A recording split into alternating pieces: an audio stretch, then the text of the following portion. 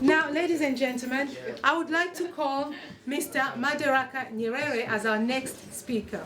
So, Mr. Madaraka NYERERE, father of the nation, son of the president, growing up as the son of the president, what influence has this had to your life? I mean, do you actually go to places and people open doors for you when you say your name, or has it been harder or more difficult? Please tell us about that. It depends, really. In some places, the doors are closed. Ah.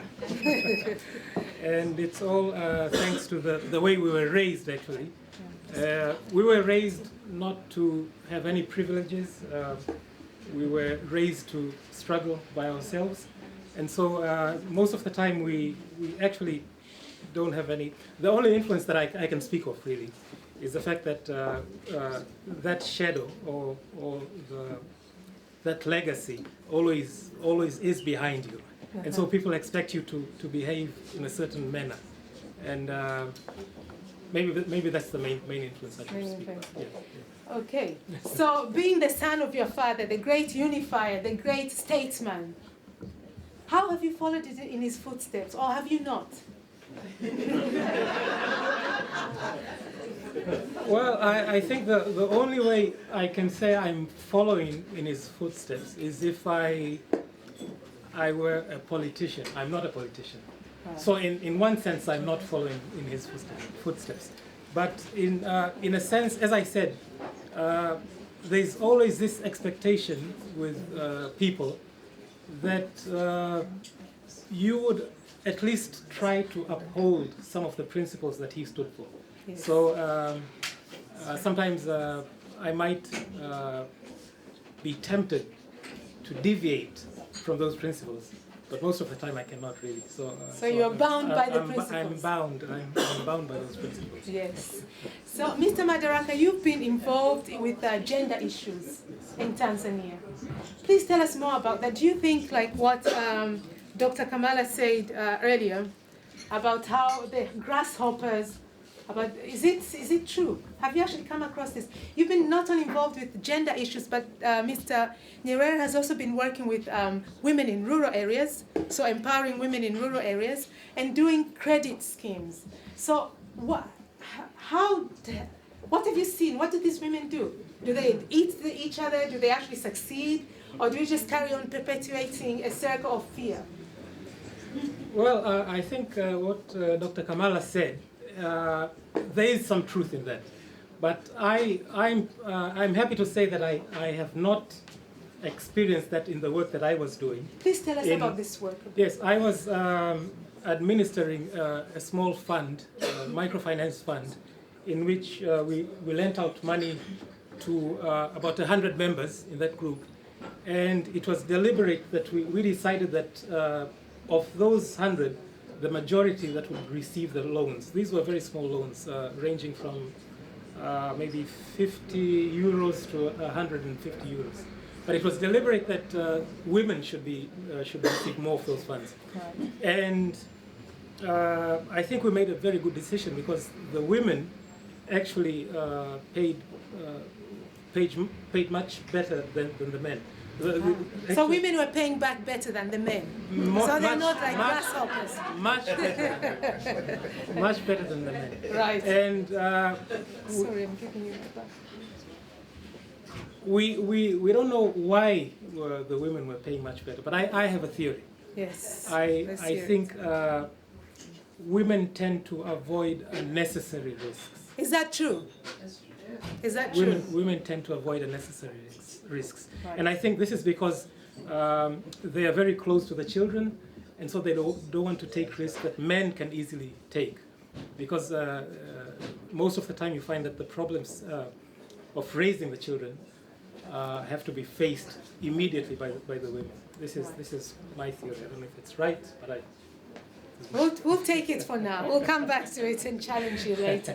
So, Mr. NYERERE, another great influence in your life, perhaps if I may say so, is your mother, Mama Maria NYERERE. Because, you know what, there is this theory that says behind every successful man, there is a A hard-working woman. Oh, a very successful woman. Please tell us a bit about your mother. Let me start by saying my father, ever since before independence, well, maybe a decade before independence, decided to go into politics. And so we found ourselves most of the time being raised by our mother and some other relatives, close relatives. So she actually, she's a very strong influence, I think, to all of us, the children. And you might know that my father's salary as president was very low. And so my mother had to engage herself in certain activities, particularly actually she was raising poultry, chicken. Mm-hmm. And that's where most of the expenses that raised us came from. But the interesting thing is that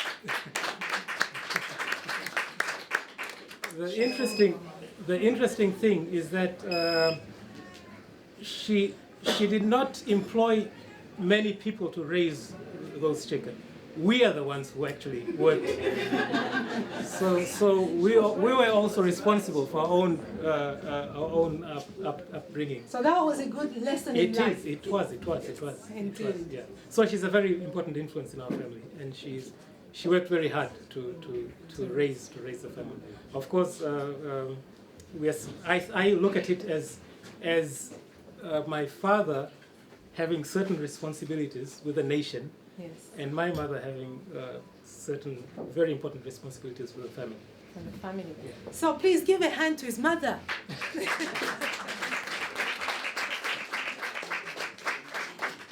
So, fine. So you have a mother who was a role model to you. She was. Yes. And you've been involved with all these issues about women. Yes. in Tanzania, gender issues, microcredit.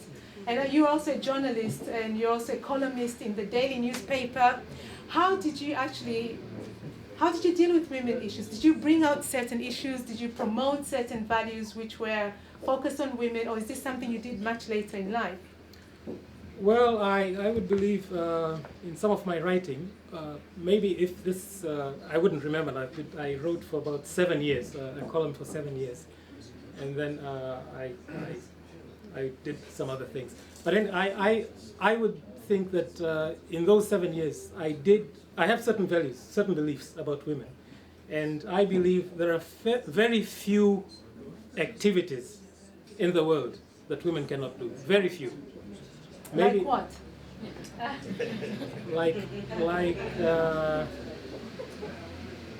like fighting wars. Is that true? No, we've got women soldiers. Like killing people. They don't do it very well as men. So anyway, so my opinion is that women really are capable of doing everything. It's just a matter of not only empowering, but in my opinion, especially in the area where I come from, it's also a matter of raising the confidence of women to be able to tackle the same challenges that men can tackle. Yeah.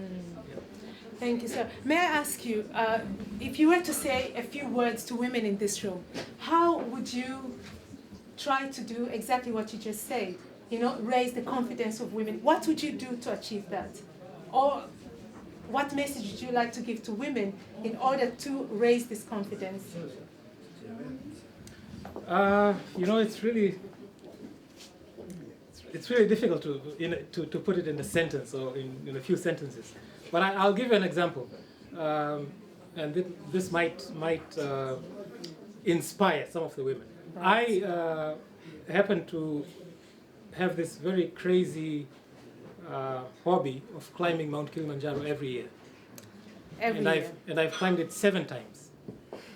Now, there are much fewer women who climb Mount Kilimanjaro than men. I haven't done it. Next time we'll go together. Much fewer women than men who climb Mount Kilimanjaro. But the interesting thing about the statistics is that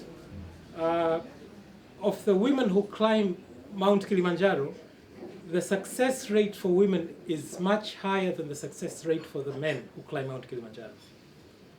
Much higher. It's close to 99%. And for the men, I think it's maybe around 75%. This means, and this is something I think I can speak from experience, it means that women are always much better prepared to tackle challenges than men. Men just take off and then try to tackle something which they cannot handle. But women are very careful in looking at the challenge and preparing very well to tackle the challenge. So you are born to tackle the challenges of this world. You heard it. Thank you very much, Mr. Nyerere. Please, audience, the floor is open. The floor is yours. Do you have any question to Mr. Madaraka NYERERE? My name is Walia from Zambia. I'm the Vice President for the African Women's League in Belgium. I just want to mention that, in fact, our organization is based on the founding organization in Tanzania and Kenya. So the organization was formed on the basis of all the on the founding principles of the women that started the organization in Kenya, and Tanzania. So we are celebrating 50 years that since they started the organization. By here we are only 15 years, and we're trying very hard to make sure that African women here in Belgium can stand up to the challenges and bring themselves up and not get behind from any other women. Like you said, we have more endurance than the men, and we are trying hard. And I think all the African women here, the African men will agree with us. We have more endurance really than the men, and we are trying, and we'll try and pull the society wherever we are. And thank you very much for the encouragement. Thank you, Maria. Do we have any more comments? Thank you, Madam Chair. I'm Bridget Tapu, and I'm a gender activist from Zimbabwe. I have a question for you. We all coming from Africa, we know that one of the greatest challenges we are facing is HIV/AIDS. What measures do you have in place to help women achieve their goals in the light of this deadly disease? I would say, when I was working, when I was managing the microfinance program, I think the basic outcome of that activity is to empower women to become independent. And you know, some of these infections are actually caused by the fact that women are not independent. They have to depend on men. And as a result, they find themselves being affected by these, because of relationships, being affected just because they're not independent. So the fact that you can empower women to become independent is itself really a very important step towards prevention really of these. And the other thing is that the government is doing a lot to sensitize the population about the dangers of HIV and AIDS. And so this is maybe, I'm looking at this as supplementary to what the government is already doing, the campaign against AIDS and HIV. Well, ladies and gentlemen, if there are no more questions from the floor, I would like to thank Mr. Nyerere, father of the nation, son of the father of the nation, and we're very pleased and honored that you could be with us here today. Sorry, you are not leaving yet. You're not leaving yet. There is a question from a man.